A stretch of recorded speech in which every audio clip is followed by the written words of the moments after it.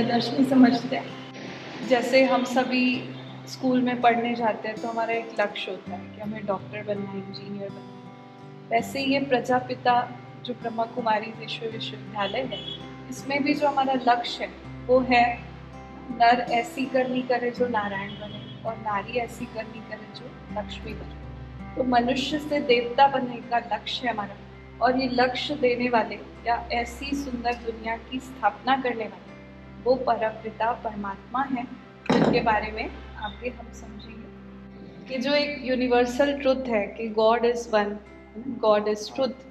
तो इसमें जो हम परमात्मा या ईश्वर, अल्लाह, अनेक नामों से उसे याद करते हैं, तो वो एक है और वो है निराकार परमपिता परमात्मा, और उनका नाम है शिव। शिव का अर्थ होता है कल्याणकारी, जो कि सभी गुणों के सागर हैं। वो शांति के सागर, प्रेम के सागर, आनंद के सागर है, और हम सब आत्माएं उस परम पिता परमात्मा की संतान हैं। और उस परमात्मा को आज सभी धर्म वाले मानते हैं। इसमें जैसे दिखाया गया है कि हर धर्म में उस निराकार को स्वीकार किया गया है। जैसे कि गुरु नानक जी ने भी उन्हीं की महिमा की है, एक ओंकार सतनाम कर्ता पुरुष निर्भय निर्वैर अकाल मूरत। तो वो भी उनकी तरफ ही इशारा कर रहे हैं। फिर जीसस क्राइस्ट ने भी कहा God is point of light, I am son of God. तो वो भी उस परमात्मा की तरफ ही इशारा करते हैं। मुस्लिम धर्म में भी जो नूर इलाही अर्थात जो ना लाइट है वो स्वरूप परमात्मा का ही है। और हम सभी भारतवर्ष में ज्योतिर्लिंग की पूजा करते हैं, शिवलिंग की पूजा करते हैं, तो वो भी परमात्मा का ही प्रतीक है, जो कि वो परमात्मा एक है और उनका नाम है शिव। पर हम देखते हैं उनके भारतवर्ष में 12 ज्योतिर्लिंग हैं, सब अलग अलग नाम हैं, तो वो सभी उनके गुणवाचक और कर्तव्यवाचक नाम हैं। तो जो आज तक हम सभी गीत गाते आए हैं, हिंदू मुस्लिम सिख ईसाई आपस में सब भाई भाई, तो कौन से नाते से हम सभी भाई भाई हैं? तो वो है हम सबका आत्मिक नाता, जिससे हम सभी एक परमात्मा के बच्चे हैं। तो ये जो स्मृति आती है कि हम सभी आत्माएं और हमारे पिता एक हैं, तो इससे हम देखें कि वसुधैव कुटुंबकम की जो भावना है वो यथार्थ हो सकती है। अब हम आगे जाएं कि वो परमात्मा और हम सब आत्माओं का असली घर कौन सा है। जो कि हम यहाँ देख रहे हैं 3 लोक हैं। तो सबसे ऊपर जो लोक है जिसको हम कहते हैं ब्रह्मलोक, परलोक, परम धाम, शांति धाम, मुक्ति धाम, ऐसे इसके अनेक नाम हैं, जो कि आत्माओं का निवास स्थान है। और इसमें बीच में दिखा है सूक्ष्म लोक, जहाँ पर ब्रह्मा, विष्णु और शंकर का निवास है। और अभी जहाँ पर हम रहते हैं इसको हम कहते हैं साकार मनुष्य लोक। जो हम शुरू से ही ये सुनते आए कि हम सभी एक्टर्स हैं, हम सभी यहाँ पर पार्ट बजा रहे हैं। ये घर न तेरा न मेरा, चिड़िया रैन बसेरा। तो हम सभी यहाँ पर एक्टर्स के रूप में आए हैं अपना रोल प्ले करने, और ये रोल पूरा करने के बाद हम सबको अपने घर वापस उस परम धाम में जाना है। फिर अब हम यहाँ देखेंगे कि परमात्मा के दिव्य कर्तव्य कौन से हैं। कि परमात्मा के 3 कर्तव्य हैं, ब्रह्मा द्वारा स्थापना, विष्णु द्वारा पालना और शंकर द्वारा विनाश। कि परमात्मा को हम गॉड कहते हैं इंग्लिश में, और गॉड का फुल फॉर्म भी ये है जनरेटर, ऑपरेटर और डिस्ट्रॉयर। अब यहाँ दिखाया गया है सृष्टि चक्र के बारे में, जिसको हम काल चक्र भी कह सकते हैं, जो कि 5000 वर्ष का है। और इसको 4 भागों में बांटा गया है, जो कि हम स्वास्तिक के निशान से और भी स्पष्ट होता है कि सृष्टि चक्र के मूल 4 भाग हैं। सतयुग जो कि स्वर्णिम काल है, त्रेता युग, द्वापर युग और कलयुग। तो अभी जो समय चल रहा है कि कलयुग का अंतिम चरण और सतयुग आने वाला है। तो अभी हम सभी इस संगम युग में हैं, जो कि परिवर्तन का युग है। कि अब हम देख रहे हैं घड़ी का कांटा हमें दिखा रहा है कि अब बहुत ही थोड़ा सा समय बचा है, इसलिए कहते हैं बहुत गई थोड़ी रही, थोड़ी की भी अब थोड़ी रही। इसमें हम देख रहे हैं कि ये जो संगम युग का समय है ये कल्याणकारी संगम है, और इसके बाद ही वो नई सतयुगी दुनिया आएगी, जो कि हम सब की वो दैवी दुनिया है, जहाँ पर किसी प्रकार की कोई दुख शांति नहीं है। 100% प्योरिटी है और यहाँ सभी के अंदर प्रेम का भाव है। और ऐसी सतयुगी दुनिया स्थापना करने के लिए ही वो परमात्मा निराकार इस सृष्टि पर आते हैं। फिर इसमें कल्प वृक्ष के बारे में दिखाया गया है। तो सबसे पहले जो इस कल्प वृक्ष का बीज है वो है निराकार परम पिता परमात्मा, और उनका नाम जो शिव है अर्थात कल्याणकारी है, वही इस सृष्टि के बीज है। और उसके बाद जो तना है, तो तने में दिखा है सतयुग और त्रेता युग, जहाँ पर एक धर्म है, एक राज्य और एक भाषा। तो सतयुग में श्री लक्ष्मी नारायण का राज्य है, त्रेता में श्री राम सीता। फिर हम जैसे यहाँ देख रहे हैं कि द्वापर काल से अलग अलग शाखाएं निकलना शुरू हुई, मतलब विभिन्न धर्म पिता इस सृष्टि पर आने लगे और उनके माध्यम से धर्मों की स्थापना हुई और फिर विस्तार होने लगा। और धीरे धीरे हम पहुंच गए कलयुग के अंत चरण में, जहाँ पर हम देख रहे हैं बहुत सारी छोटे छोटे शाखाएं निकल रही है, मठ पंथ स्थापित हो गए हैं, जिसके कारण आज मतभेद है, आपस में लड़ाई झगड़ा। और इस धर्म ग्लानि के समय परमात्मा शिव आते हैं ब्रह्मा तन द्वारा फिर से एक धर्म की स्थापना करने, जो है हमारा आदि सनातन देवी देवता धर्म। तो अभी जो समय चल रहा है जिसको हम कहते हैं कल्याणकारी संगम युग, तो इसे दिखाया है इस कल्प वृक्ष के जड़ों में, जो कि हम इस कल्प वृक्ष के नीचे बैठकर जो संकल्प करते हैं वो हमारा पूर्ण होता है। इसलिए कहते हैं जैसा हम सोचेंगे वैसा हम बन जाएंगे। तो ये वर्तमान समय हमें संकल्पों की सिद्धि प्राप्त है और यही परमात्मा हमको शिक्षा दे रहे हैं कि अच्छा सोचो, अच्छा सोचेंगे तो अच्छा ही होगा।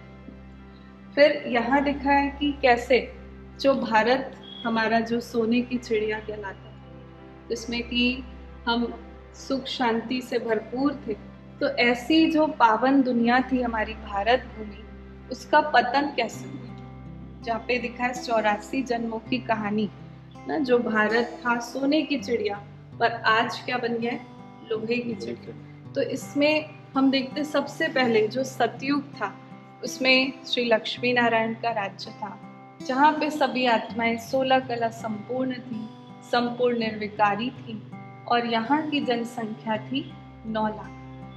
पर जैसे हम नीचे पहुँचे त्रेता युग में श्री राम और सीता जी का राज्य, तो यहाँ हमारे जन्म बढ़ गए 12 जन्म और यहाँ पर है 14 कला। और फिर धीरे धीरे जैसे सिल्वर एज से हम पहुँचे कॉपर एज में, जहाँ हमारे जन्म और बढ़ जाते हैं 21 जन्म और हमारी कलाएं और घटती जाती है। और यहीं से जब आत्मा के अंदर बॉडी कॉन्शियस आए और यहीं से फिर हम भक्ति पूजा पाठ शुरू करते हैं। पहले हम सतो प्रधान भक्ति करते हैं और फिर धीरे धीरे कलयुग आते आते भक्ति भी तमो प्रधान होने लगी और यहाँ हमारे जन्म भी बढ़ते गए। और कलयुग अर्थात ही कलह कलेश का युग, आत्मा कलाहीन हो गई। तो एक तरफ अभी हम देख रहे हैं कलयुग का अंतिम चरण घोर कलयुग जिसको हम कहते हैं, और उसके पैरेलल में हमारे लिए ये समय है पुरुषोत्तम संगम युग, जो कि अभी तक आत्मा की गिरती कला हो रही थी। हम सभी इन 84 जन्मों में नीचे गिरते ही आए, पर ये एक जन्म हमें मिला हुआ है जिसमें परमात्मा शिव हमें वापस अपने साथ ले जाते हैं परम धाम, जो कि आत्मा की ये चढ़ती कला है। तो इस तरह से ये सीढ़ी हम उतरते हैं और फिर चढ़ते हैं, ये क्रम चलता ही जाता है। फिर इस प्रदर्शनी में दिखाया गया है कि हमारा वास्तविक स्वरूप क्या है, मैं कौन हूँ, क्योंकि आज तक ये सबसे बड़ी पहेली रही है मैं को जानना, है ना। हम सारा दिन ये शब्द बार बार बोलते हैं मैं और मेरा, पर ये मैं कौन हूँ। तो जब हम मैं कहते हैं तो मैं अर्थात मैं वो एक आत्मा हूँ, जो एक दिव्य शक्ति हूँ, चैतन्य शक्ति हूँ। और आत्मा और शरीर जब दोनों का योग है तभी हमारा ये जीवन है। और आत्मा अगर शरीर से निकल जाए तो शरीर क्या है, जड़ है, मिट्टी का पुतला है, कोई काम का नहीं। तो आत्मा और शरीर के योग से ही हमारा ये जीवन है। तो आत्मा अजर अमर अविनाशी है और आत्मा का निवास स्थान इस शरीर में है, भ्रिकुटी के मध्य में, जहाँ पर हम तिलक लगाते हैं, जो कि आत्मा कंट्रोलर है, और यहाँ हमारा वो कंट्रोल रूम है जहाँ से आत्मा बैठकर पूरे शरीर का, सर्व कर्मेंद्रियों का संचालन करती है। और आत्मा की यहाँ पर दिखाई है 3 सूक्ष्म शक्तियाँ हैं, जिसको हम कहते हैं मन अर्थात विचार शक्ति, बुद्धि अर्थात निर्णय शक्ति, और संस्कार माना जो कर्म हम बार बार रिपीट करते हैं वो हमारे संस्कार बन जाते हैं। तो आत्मा और शरीर का संबंध ऐसा ही है जैसे कि कार और ड्राइवर, बिना ड्राइवर के कार नहीं चल सकती है, वैसे बिना आत्मा रूपी ड्राइवर के ये शरीर रूपी कार भी नहीं चल सकता है। तो ये मूल ज्ञान है कि मैं कौन हूँ इसको जानना, और सबसे बड़ा ज्ञान भी ये है कि मैं को ना जानना। अब यहाँ दिखाया गया है कि राजयोग से हमें कौन कौन सी अष्ट शक्तियाँ प्राप्त होती हैं, क्योंकि हम सभी शक्ति चाहते हैं। ईश्वर से हम प्रार्थना करते हैं कि हे भगवान मुझे शक्ति दो। तो हमें परमात्मा से कौन सी शक्तियाँ चाहिए, तो वो है आंतरिक शक्तियाँ, जो कि आज हम देखते हैं। एक है बाहरी शक्तियाँ जो कि क्षणिक होती है, तन की शक्ति, धन की शक्ति, जो समय पर कई बार फेल भी हो जाती है। पर हमें चाहिए मूल शक्तियाँ जो हमें परिस्थितियों का सामना करने के लिए, जैसे कि यहाँ पे दिखाया गया है कि हमारे अंदर वो सहन शक्ति हमें चाहिए, जो कि आज हमें कई ऐसे लोगों के द्वारा कटु वचन मिलते हैं जो कि वो पत्थर के समान हमें फील होते हैं। तो कैसे उनको भी हम सहन करके अपनी जीवन रूपी यात्रा में आगे बढ़ते जाएं, जैसे कि एक नदी की तरह भी हम आगे बढ़ते जाएं, चाहे कोई भी रास्ते में रुकावट आए, पत्थर पहाड़ आए, उसका काम है बहना। वैसे हमारे जीवन में भी हमको आगे बढ़ना है, तो ये सहन शक्ति उसका बहुत बड़ा रोल है। जितने भी महापुरुष हुए सबने सहन किया, और सहन करने के साथ साथ जो शक्ति चाहिए वो है समाने की शक्ति। जैसे सागर के अंदर वो गंभीरता है, तो वो सब नदियों को अपने अंदर समा लेता है बिना किसी कंप्लेन के। तो वैसे ही हम सबको स्वीकार करें, सबके अंदर कोई कमी कमजोरियां तो ज़रूर हैं, आज को भी परफेक्ट तो बना नहीं है, पर हम उन सब की कमियों को भी समा करके उस आत्मा के प्रति शुभ भावना रख सकते हैं, जो कि हम अपने अंदर वो गंभीरता का गुण धारण करते हैं, तो हम हर तरह के लोगों के साथ परिस्थिति में अपने को एडजस्ट कर सकते हैं। इसलिए कहा जाता है ना, जो मोल्ड करता है वही रियल गोल्ड है। तो ये है सहन शक्ति और समाने की शक्ति।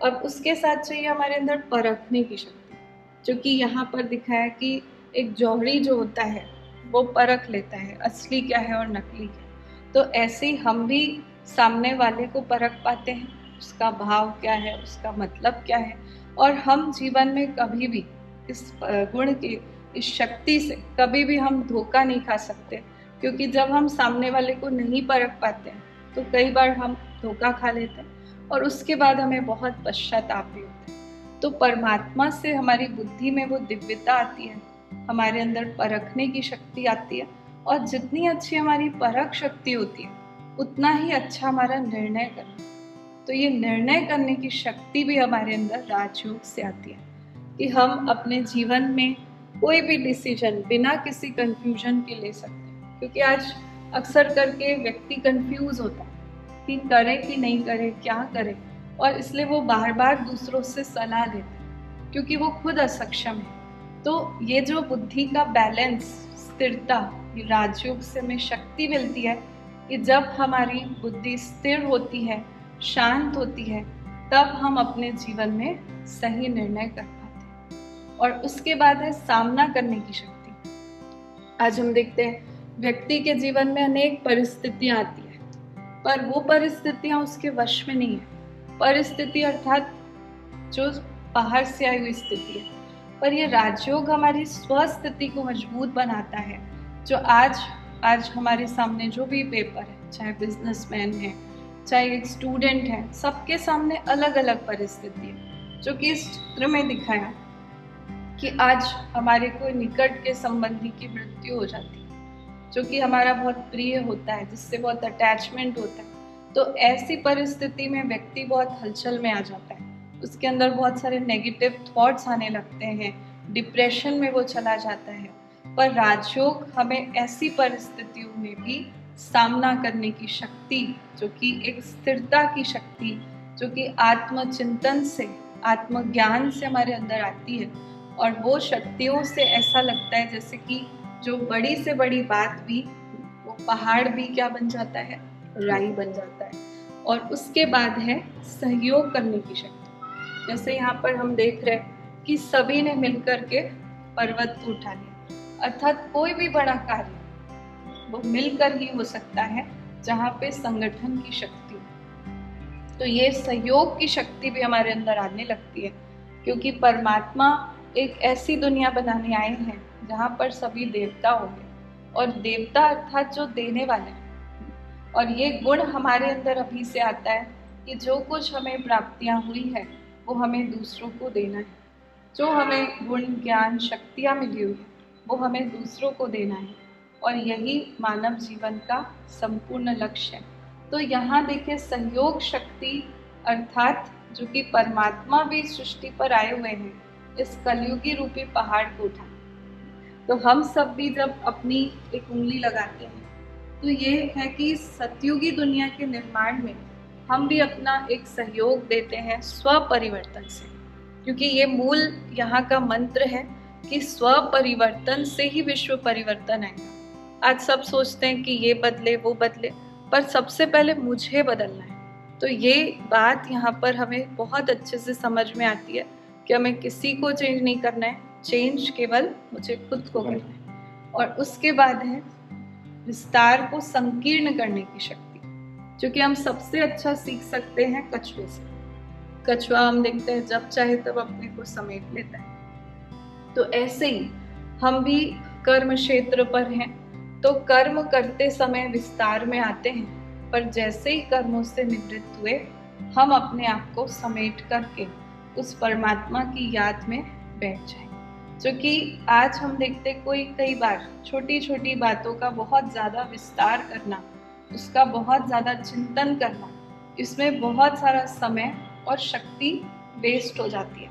तो कैसे हमारे अंदर ये कला आ जाती है कि हम फुल स्टॉप लगा पाए, कोई भी बात जो बीती सो बिंदी लगा देना। तो ये विस्तार को संकीर्ण करने की शक्ति भी ये हमारे अंदर राजयोग से आ जाती है कि हमें कोई भी बात को पहाड़ नहीं बनाना है, हमें बड़ी बात को भी छोटा बनाना है ना, पहाड़ को भी राई। और परमात्मा तो कहते हैं कि राई भी नहीं, रुई बना दो, जो बहुत आप लाइट हो जाओ और हल्के होकर के उड़ते रहो और दूसरों को भी उड़ाते रहो। और लास्ट में जो शक्ति दिखाई गई है वो है समेटने की शक्ति, क्योंकि जैसे यहाँ पर दिखाया है कि अपने सभी बैगेज पैक कर लीजिए, क्योंकि ये यात्रा है।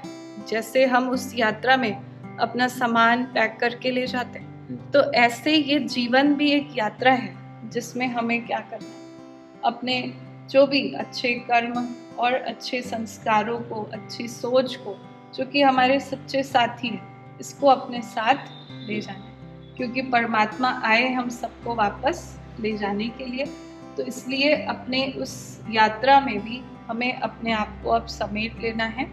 और अब इस सामान का भी हमें ध्यान रखना है, क्योंकि जैसे उस यात्रा में हम अगर ध्यान ना दें तो चोरी हो सकता है सामान। तो ऐसे इस यात्रा में भी जो हमने अपनी कमाई जमा की है वो भी चोरी हो सकती है, और वो चोर है संग। संग जैसा संग वैसा रंग है।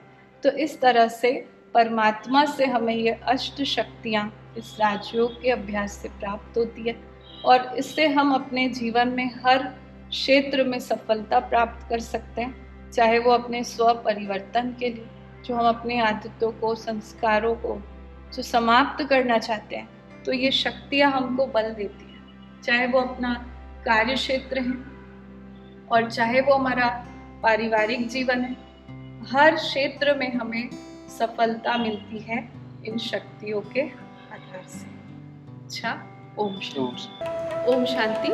आप सबने ये जो प्रदर्शनी देखी इसका बहुत बहुत धन्यवाद।